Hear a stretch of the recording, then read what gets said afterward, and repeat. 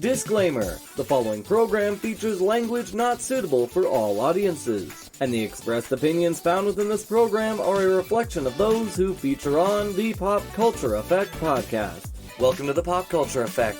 I'm Rockin Rob, and on this show, I bring my closest friends together to talk about all the news happening in our pop culture world around us. Welcome everyone back to the PopCulture Effect. I'm Gemini here. Also,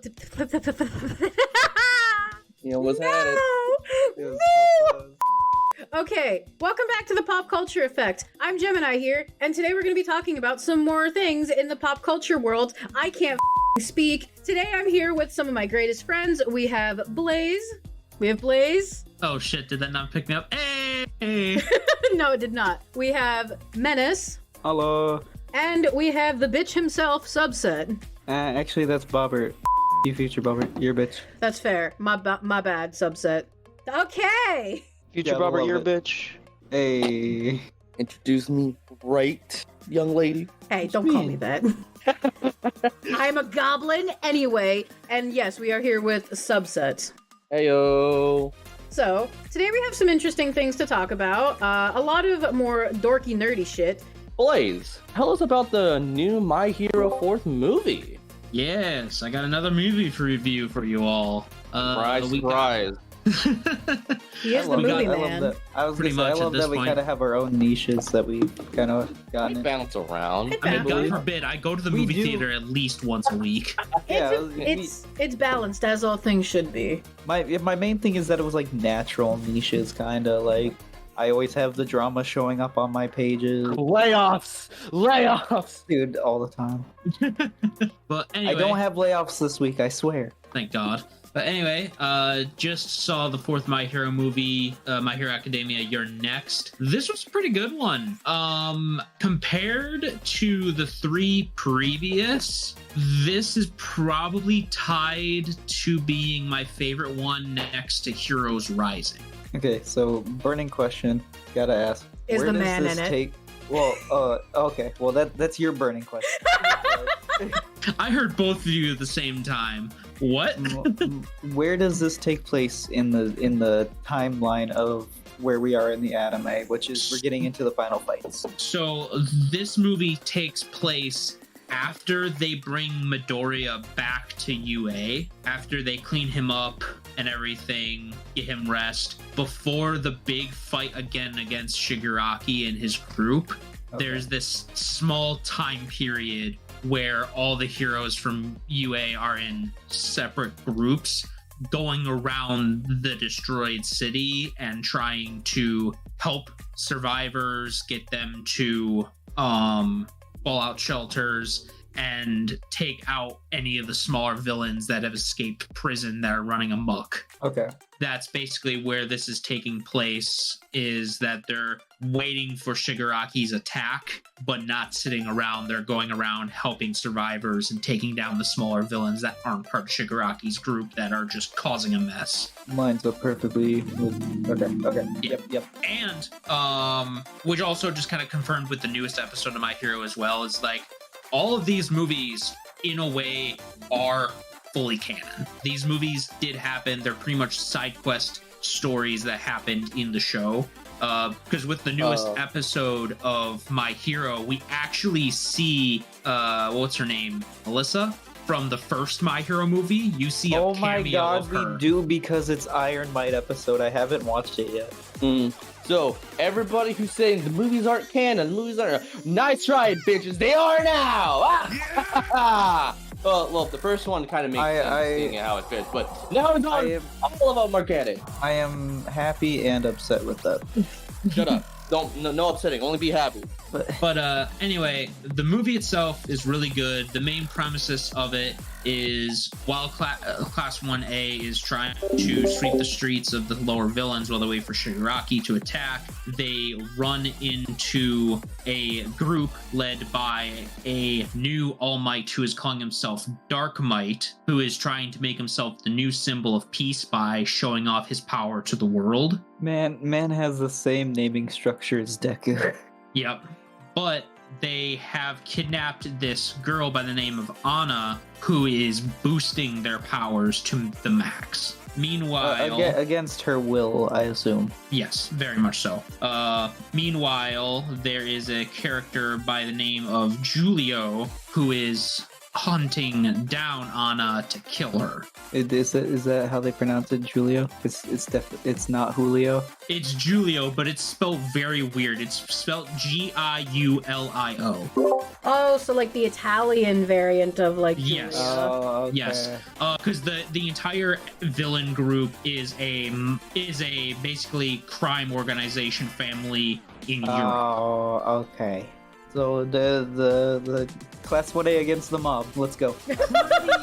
Pretty much, and unfortunately, one of them is the leader of the group is trying to portray themselves as the next All Might. No, that actually kind of goes with the mob motif though, because like they like thought themselves like, yeah, I'm the one that makes order in this town. I'm the justice system. But yeah, trying not to go into spoilers or anything, but the movie was really well done. The animation was great. The story was really well thought out. The timing wise of where this movie takes place makes sense for where the show is. So it doesn't feel like it's a very far-fetched idea that this is canon. It makes sense where it's placed. I also really love the opening, because they actually gave it like an anime opening to it as well, and I really like the video and the song they chose for it. So may be extra work for Bobbert, but I do have to ask just for this.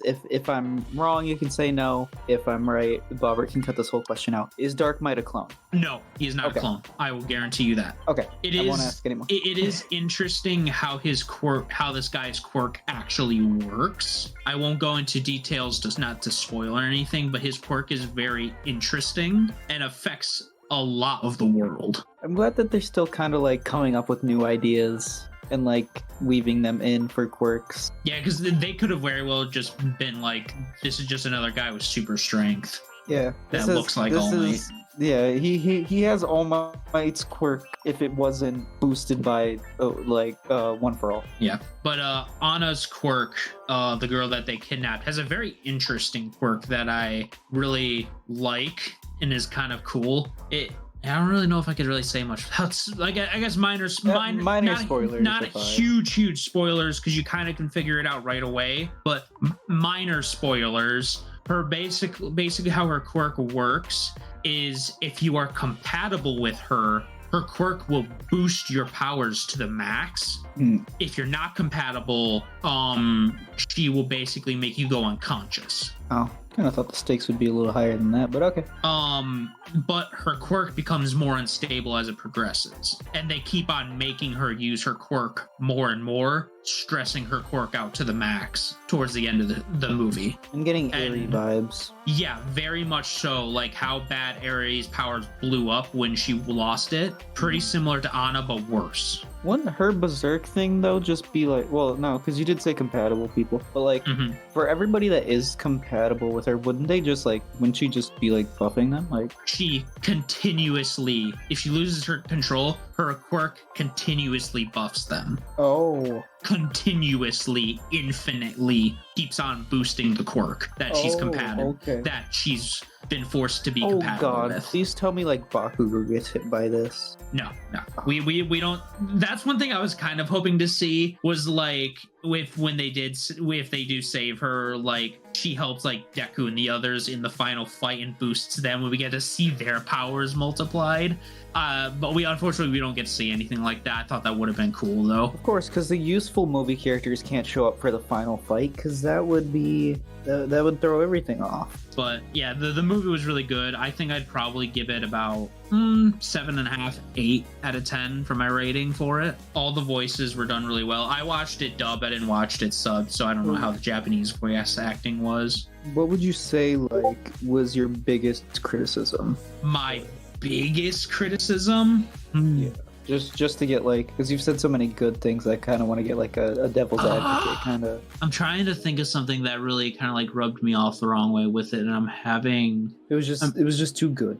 It was just too like, I'm not gonna say it's like it was the fantastic best movie ever, but I I see the good things in movies more than I see the bad, so it's kind of hard for me to criticize something that I thought was negative about the movie. Lack That's of fair. content. I just like to get both. I just like to get both sides and be like, what could have been better in your eyes? It was just good. It was just good. It was a good, fun film. I mean, it kind of jumps like right into it with the pacing, but that kind of makes sense with these type of movies that are just kind of a short story. And with because at least for those that don't know, it's not a small window it's not a big window that this movie's set in. It's kind of like maybe a month.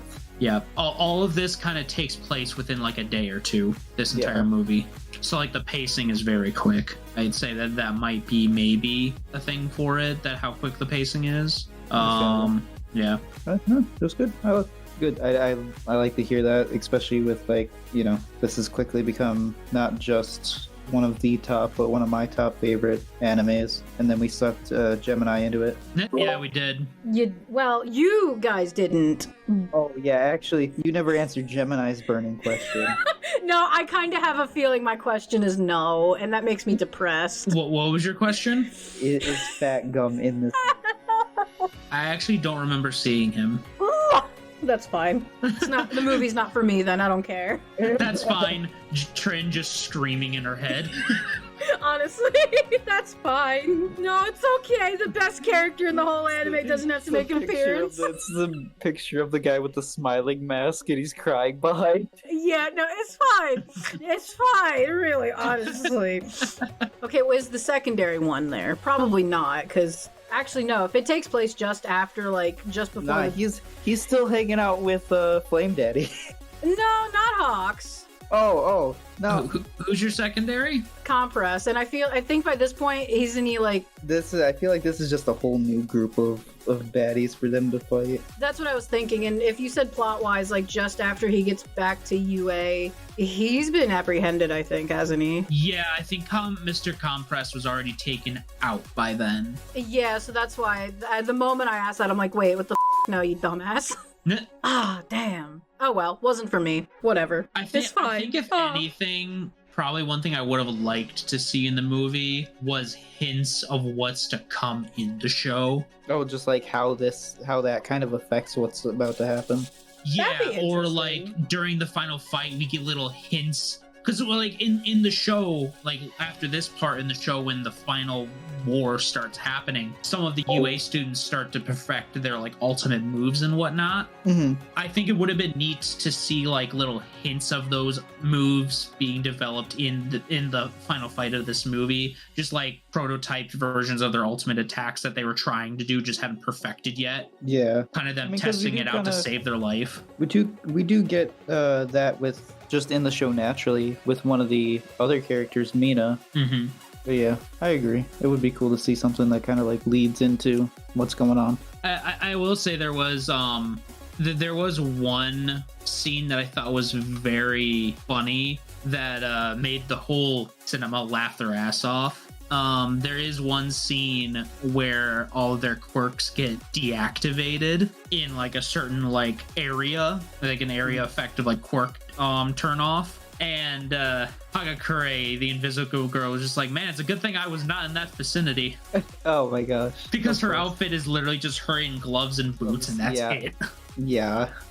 That's great. I would say I feel like that's one of my biggest complaints with that design, but that's just me. Her character, dude, I can't stand that. But the whole thing is they created their own designs. That is one thing. Yes, but I'm talking about from the creator's standpoint. I completely understand. But then you gotta remember Japan. I know. Here's one thing though that really debunks her whole idea of an outfit. They made a suit they made a super Muriel that let him phase with his clothes. Yeah, that's true. They could have made an outfit for Hagakure that goes invisible with her. I hope that that's something that they do for when she's an adult, because goddamn, Homegirl's gonna be dealing with some issues when she's it's gonna be Invisible Girl situation. Let's just say really hoping that she's. Never mind. I'm not gonna say it. That's. I'm gonna be the reason we're gonna get canceled.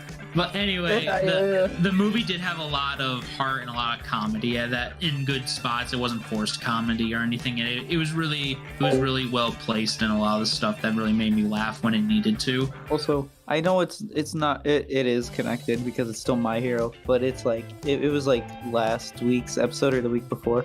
I want to take a second to talk about Mineta telling off All for One. Nah, if you want anybody to take my quirk, I'll give you the best hairstyle. and also the fact that the word snack in reference of real world terms now is canon to the My Hero universe. Oh jeez. Dude, yeah, Love that tune. the illumination, the girl from Juketsu who does the mist Oh, Kami. with her breath. Yes, she's like All for One is fighting Hawks. Oh, that scene. Finishing blow, and his faithful student comes and saves him, and then Katie shows up with her friend. She's like, you can't kill Hawks. If I let a snack like that die, I would go into my depression era. Oh, dude. I mean, shut up. Anyway, dude, I'm still reeling over the fact that League of Legends is canon in My Hero. I still reel over that. Because Shigaraki, he's like... LOL. He's your average League player, and then he uninstalled. He uninstalled League. Not only that, but him and Spinner bonded over League of Legends. Honestly, I can actually see that happening in a real world situation. Like, I would see like some dumbass like villain group bonding, like some of the head ones bonding over the fact that they play a dog shit game like that together. The true villain origin. I play ADC. You want to join our villain game? Oh, dude, this ADC was garbage. Nah, Shigaraki was a mid laner. You look at that boy and you tell me he played any other role but mid lane. Tell me otherwise. Yeah. Spinner was a support main. Dude was backing up Shigaraki like they were because they're homies. Dabi plays nothing but Darius. All right, stop. Dabi is Stop projecting. In League. Stop projecting. He'd be Brand. What do you mean? Okay. Am I gonna say wrong? he wouldn't go for the always fire motif, but yeah, he definitely would. He would. He'd be All Brand. right. He'd play nothing but Brand. We're getting off topic here. We kind are. of. Anyway, going to another anime. Back to the actual shows now. Menace, how's the new one, Dandadan? He's been like this all week, I swear to God. So this anime hit the interwebs hard for as most newer animes have been for the intro. It is really good. The animation in it is sweet. Just like the show, as I'll get to explaining. Isn't the intro made, or like either like the intro's made or the song is made by the same group that did the Wizard one a couple months back? Yes, I was just about to say it's made by Creepy Nuts, who is a hip hop duo that made Bling Bang Born, which is the second season intro to Mashal, another really good, funny anime. But yes, Dandadan it's a trip. So the manga that the anime is based off of is written by Yukinobu Tatsu. I hope I'm not butchering these names, but I probably will. And it's a shonen anime. And for those that kind of know anime, kind of don't, the best way that the best one I can reference it to is Mob Psycho 100. It is just a fever dream the entire way through. It is really good. I am all over the place right now, and I actually have this written down. The anime though is directed by Fuga Yamashiro, which, having a name like Fuga in our day and age of anime is f***ing sick. For those that know Jujutsu Kaisen, you'll understand. But a couple things I wanted to point out is the creator the creature designer for the show. Yoshimichi Kamada also designed the creatures in Mob Psycho 100. The character designer, Naoyuki Onda, worked on the Mob Psycho movie, and the music composer Kensuke Yoshio worked on Chainsaw Man and Devilman Crybaby, sorry. So it is literally just like a mashup of top tier like people working on this. But to kind of get into what this is, it follows two people, Momo Ayase and Ken Takakura, also known as Okarun. Essentially, they are two high school students. Ken is a kid obsessed with the occult, mainly aliens, UFOs, that sort of nature, cryptids. And Ayase is a, like, I don't want to say preppy, but she's your stereotypical high school girl. The beginning scene is her getting dumped by her first boyfriend ever. We'll say this is a mature anime. For those that have seen like the trailer, or very much any clips. The first episode alone is weird. Okay, to put it in premise, this is Japanese high school, mind you. So it starts off with an argument between Ayase and her boyfriend. We never know his name. And he goes, well, if you don't lend me money, I'm not taking you on a date. But if you put out, I'll take you wherever you want to go. He then proceeds to say, somewhere like a love hotel, but you're paying for it. So he literally said, if you give me money, I'll take you out on a date. Or you can put out and pay for where we're going, and I'll take you anyway. So it's like... skis. Yeah. Total sleazeball. We never meet him again. I hope he gets Woody's what's coming to him. But anyway, so they meet. Some kids are picking on Ken, throwing like paper balls at him, about to like put like, I think it's like a magnet or something in the next one, and she just sits there, gives them like the dead eye stare, and they stop. She just walks off. This is the first person that's ever stood up for Ken Takakura, sorry. I should preface this with, there's a reason why he's called Okarun in this show, because his name, Ken Takakura, is actually the name of a famous Japanese person who is known like I believe he's an actor. This is like the one part I didn't actually get to look up beforehand. I believe he is an actor, and she completely simps over that guy. Yeah, like she's looking for the stoic, masculine yet sensitive. Apparently, like one of his lines is like, what is it, like I'm a sensitive guy, or like something like that. Essentially, strong guy, but like shy around women is essentially what she's looking for, and that is Ken Takakura, our main protagonist, like to a T. But they meet, and he's like, "Oh, you looked at my book. You must be into aliens too." And she's like, "What? Aliens are stupid, but ghosts are real." So she dares him to go to this haunted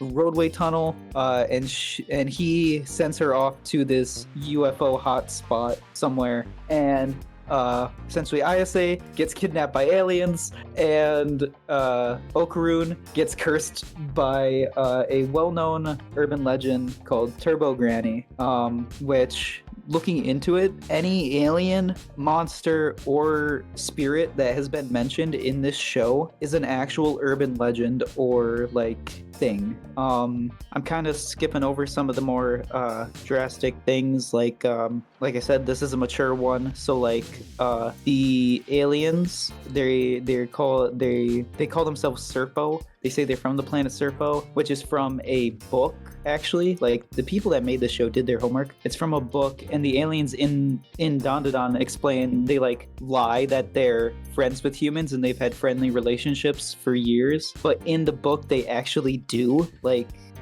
in the book, they sent people to this other system, other planet on the other side of the solar system, and they come back, and they come back after years, and like the aliens have like fully integrated with human society, and they're like helping advance. So I find it funny that they're like doing twists on actual alien lore and spirits and stuff, which which is why I kind of relate this to Mob Psycho so much, because they have spirits, they have aliens, which are both represented in Mob Psycho. They have psychokinesis, which is like that's Mob's powers. They even call it by the same name. And with the character designer working on Mob Psycho characters before, you can tell in the art style that it shows. But to kind of fly through it, Turbo Granny is real.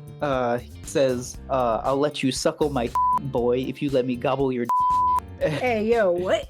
God, Yeah. this show is so weird. I've seen. I haven't watched Dawn to Dawn, but I've seen this like one screenshot where it's this really old-looking fat guy, and really old-looking fat guy. he looks like your stereotypical like an anime like he's got like sumo glasses. wrestler, kinda? No, maybe he's not fat, but he's like definitely creepy looking. He's got like glasses and looks like balding, and he looks like an office worker. And let's just say downtown Lester Those are Brown the has got Serpos. some. Okay, so that's the Those are- aliens. Yeah, downtown Lester Brown's Those looking a those little are funny in the fake pants. those are fake human skins. They actually look like angular, almost like geometric shaped things with like hammerhead eyes at the top. Yeah, like I said, I haven't seen it yet. I've just seen like a screenshot, and like I Right. said, homie's got some weird shit going on downstairs. Yeah, I was kind of getting to that. I wanted to gloss over it because it's kind of the worst part of like. So essentially, it's based on the urban legend of Turbo. It's actually called Turbo Granny in actual Japanese lore. Old women will appear in a road, sometimes in a car, sometimes running across the road, and she's known to like cause accidents. It's an urban legend that Turbo Granny will run across the road, or speed up to you, and if she follows you, you will get into a curse, get in a car accident, that kind of deal. In this one, she curses you and takes your in your soul. Like, that wasn't just a line that she dropped. She literally later in the I'm getting ahead, but she literally later says, the boy's is mine, you can't if you want it back, come and face me, to ISA. But the aliens are real. They kidnap ISA, bring her to the UFO. But as they kidnap her, she goes to pull away and they tear her clothes. Very, very weird anime stuff. But I only mention it because when she does wake up, she looks back over. She's like, they're like, yes, we are friendly with humans. See, we even took care of your belongings. And you see the teared shreds of her thing. And she in this moment, she's more worried about her clothes and her belongings than she is her own life. She's like, yo, what the something. She's like, screw you guys. You're paying for that, you know. As she's like strapped to this like obviously alien tech looking chair. But yeah, they do the whole for lack of better terms, I'm an alien, I'm gonna probe you shtick. And then as they are about to do that, her phone rings and a cursed Okaroon busts through the phone, has like the Turbo Granny mask on his face, and it turns out that Ayase is the granddaughter of a shaman or like a spirit lady in the town, and she has psychokinesis powers, so she has to constantly suppress the curse that Okaroon has on him, otherwise he will go berserk and just start wrecking everything as Turbo Granny. I did want to bring up that it has 3 episodes out. I'm on episode 2 because it hasn't come out on Hulu yet. It's releasing on Hulu and Netflix, both dubbed and subbed at the same time, which I think all new animes should definitely do that. Oh, I feel like a lot of them these days are just releasing them both at the same time. I understand if it's like, especially if it's like Netflix ones and stuff, they'll do it at the same time.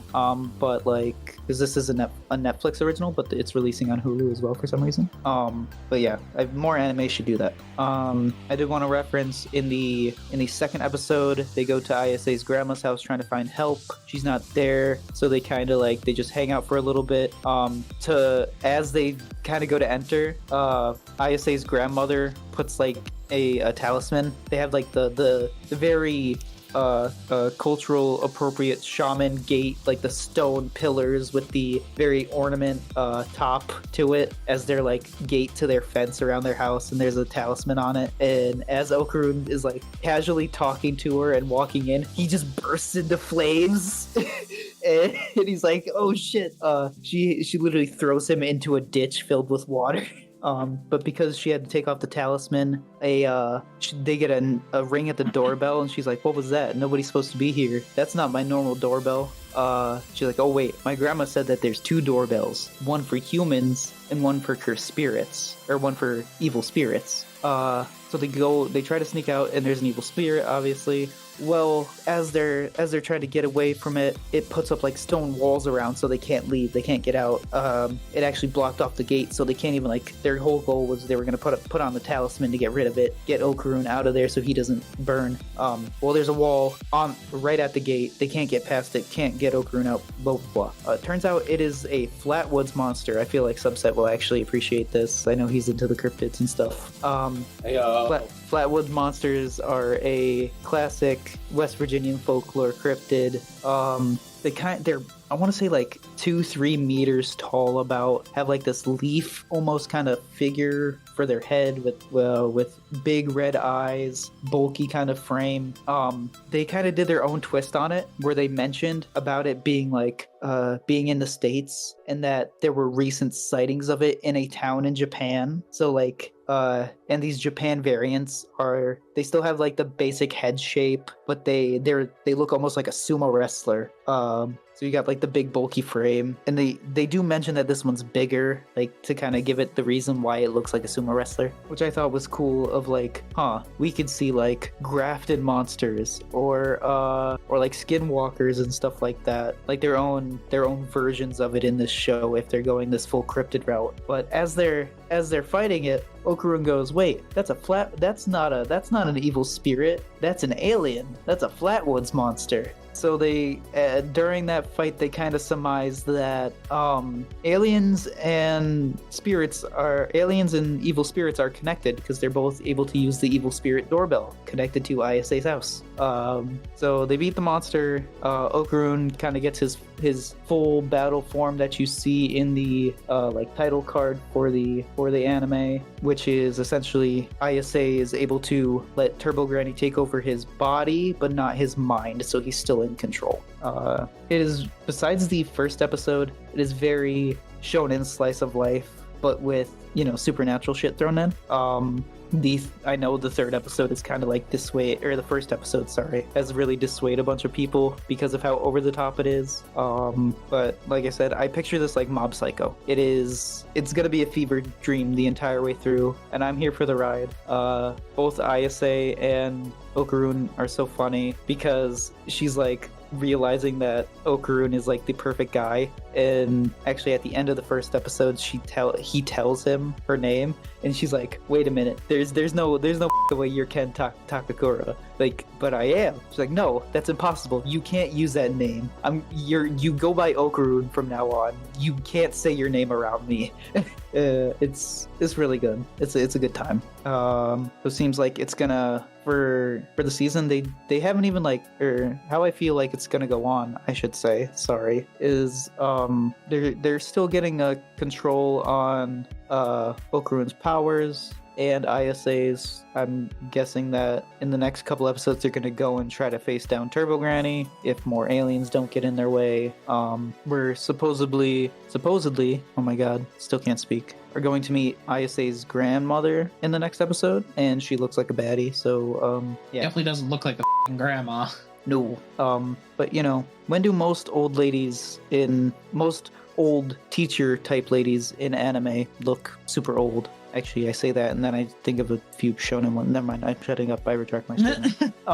But either way, they're always super powerful. I know. I can't wait to meet her. She seems like she's gonna be fun. And yeah, I have a bit of a rant, but I think we are going to send you off over to Bobbert to talk about Dragon Ball Daima, the bunch of new anime and like just shows and games coming out. Like, honestly, kind of nutty that we kind of kept to the same theme the entire time, practically. All this stuff kind of came out around the same time, so it made sense. Yeah. Now, with this week hosting quite a bit of anime talk, I thought I'd throw my hat into the ring and discuss the new Dragon Ball Daima anime that's come out. Now, from what I have seen, it is a beautiful, beautiful sequel to Dragon Ball Z as it is in the story. And from what we can see, and from what I saw, it was really nice to see some old scenes of Z remastered, and getting to see the new quality that we can expect in Daima. The other thing we got revealed, as seen in the trailers and other promotional footage, we got to see the aftermath of the Boo fight and how that affected the demon world, with the new king Goma taking over with the Supreme Kai's brother Degusu. And in Goma's fear of Goku and the others and how powerful they got, they actually would travel to Earth and manipulate Dende to use the Dragon Balls. Now Dende, with the Dragon Balls already being used, couldn't use them. However, Goma brought over a very elderly Namekian, or as they are called now, Nameks, Neva. And Neva, I think, is one of the most powerful Nameks we have ever seen. With this elderly Namekian having the power to not only collect the Dragon Balls from the entirety of the planet Earth, but able to wipe away the stonification, being able to use them right away. Now, this has some really nice implications for the Dragon Ball series going forward, and how it'll affect Daima going forward. But the other thing that will affect the story and the overall perception of Dragon Ball is the fact that we got the reveal that pretty much every character with pointy ears is originally from the Demon World, and that even stretches to the Nameks, who originated from the Demon World. So going back to Demon King Piccolo, that was all true. Like, he was a Demon King. They were from the Demon Realm. And the other thing that was revealed is that Glorio, who is going to be the new side character, is going to be the guide for Goku, Supreme Kai, and Piccolo and Vegeta once they join as well, through the Demon World to help take out Goma. Now, I'm kind of pissed off because I really wish we could have seen Little Tiny Boo and Hercule Satan in this cast as well. I get it, you don't really want to have Yamcha or Krillin or... I mean, I'd like to see Master Roshi because, you know, he's basically a completely different character, which is awesome. I love Master Roshi. But yeah, it's just a really refreshing bit of Dragon Ball content that doesn't feel like a GT-fication of Z or Super. It feels like its own thing. See, my problem with it is I just don't know how they're going to tie everything up into Super. Like, why didn't they mention anything from Daima in Super? Like, obviously because it didn't exist at the time, but it's just very interesting how they're going to wrap this up, especially with Kibito and Supreme Kai no longer being fused. But yeah, that's pretty much everything I wanted to talk about for Daima. More episodes will come out as time goes on, and I'll continue to watch it, and maybe when they finish up the anime, or when a big moment happens, I'll come back to discuss it. But to tag along with this Daima news, the anime was absolutely beautiful. I really enjoyed it. I'm going to keep watching it, so it should be a great watch. But the more important news is the fact that Daima has pretty much taken over every single Dragon Ball game. Well, except for Breakers. Now, we see that not only is little mini Goku from Sparking Zero is going to make an appearance in Xenoverse 2, but we also see Glorio and Vegeta are coming to Sparking Zero as part of the DLC pack, and to top it off, Dragon Ball Z Kakarot is going to get its own Daima story, which is going to be a multi-part DLC. So I'm super excited that we're going to be able to discover the Demon World and go through the story of Dragon Ball Daima. So that is also extremely exciting. And Daima's pretty much just taken over. It's taken over everything. The first 2 episodes have been great. I can't wait for what else comes of this new iteration of Dragon Ball. But that's pretty much everything I wanted to talk about for Dragon Ball Daima. And now it is time for me to send it back to my friends to end this week's episode. But yeah, that is it from us. If you are watching on YouTube, make sure to like, comment, and subscribe. If you are watching on CGSW, make sure to go and check out the other wonderful shows that we got over on there. And I believe that is it from us. So we will see you in the next one. Bye. Oh, actually, wait. I gotta go. Thank you, guys. I'm stupid. Wow, just completely forgetting about us being here with you. Thanks a lot. Dude, I haven't slept yet. My brain is fried. Dude, we Keep still got listening, by the way. D&D. Yeah, exactly. But when do I ever sleep on D&D days? Okay, going back.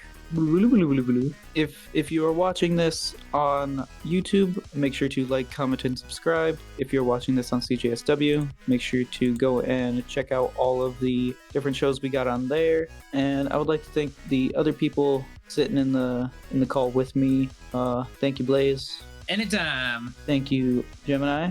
A pleasure as always. And thank you, Subset. Heyo. And we will see you in the next one. Bye. Bye-bye. Bye. Heyo.